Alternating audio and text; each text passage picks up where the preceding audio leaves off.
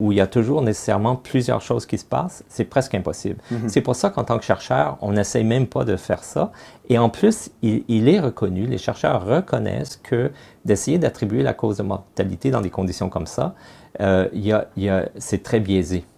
C'est biaisé par les médias, c'est biaisé par les collègues, c'est biaisé par les attentes. C'est extrêmement un processus biaisé, même si on a des tests qui eux-mêmes peuvent être très imprécis, surtout quand ils sont développés à l'épouvante, parce que soi-disant il y a une pandémie, etc. Donc, plutôt que d'essayer de faire la part des choses dans tout ça, c'est pour ça qu'on regarde la mortalité, toutes causes confondues. Et c'est là qu'on voit, c'est là qu'on s'aperçoit qu'il n'y a pas eu de catastrophe. Quand on regarde l'air sous cette courbe-là de mortalité, toutes causes confondues par semaine, ça donne la charge de mortalité hivernale.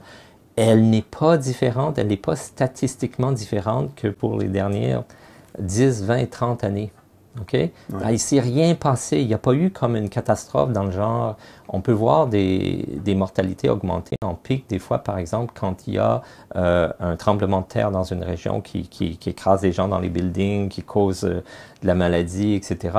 Là, on peut voir des pics comme ça. Mais il n'y a pas eu de catastrophe de ce type-là. Ce n'est pas un pathogène tellement nouveau et virulent qu'on peut détecter une augmentation totale dans cette charge hivernale de mortalité. Je comprends. Vous avez fait une déclaration